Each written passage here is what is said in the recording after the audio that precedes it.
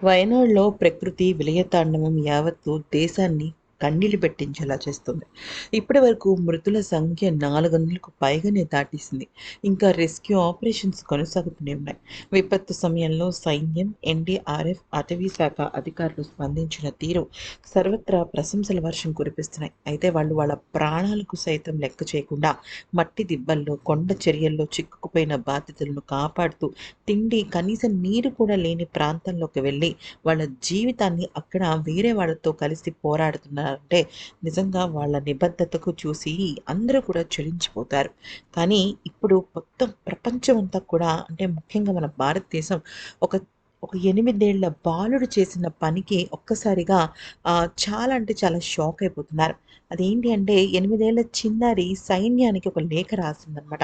హృదయాన్ని కదిలించే ఈ లేఖకు ఆర్మీ స్పందించడం ప్రస్తుతం సోషల్ మీడియాలో వైరల్‌గా మారిపోయింది.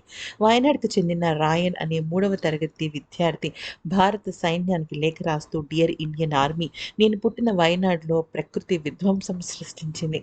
కొండ చర్యలు విరిగిపడి శిథిలాల కింద చిక్కుకున్న ఎంతో మందిని మీరు ప్రాణాలకు తెగించి రక్షించడం చూశాను. ఆహారం లేకపోయినా బిస్కెట్లతో కడుపు నింపుకుంటూ బాధితులను కాపాడుకోవడానికి మీరు వంతెన నిర్మిస్తున్న వీడియోని నేను చూశాను. ప్రజల ప్రాణాల కోసం మీరు చేస్తున్న సాహసం చూస్తుంటే నాకు గర్వంగా ఉంది. నేను ఏదో ఒక రోజు సైన్యంలో చేరి మీలాగా దేశాన్ని రక్షిస్తాను అంటూ ఈ చిన్నారి బాబు రాసుకొచ్చిన లేఖకు అక్కడ ఆర్మీ కానీ, మిగతా వాళ్ళు సైన్యం అంతా కూడా ఈ లేఖను చూసి కంటతడి పెట్టుకున్నారనమాట. పెట్టుకుని అప్పుడు వాళ్ళు ఏం చేశారు అంటే ఒక ప్రేరణ ఇచ్చారనమాట ఈ చిన్నారి బాబుకి.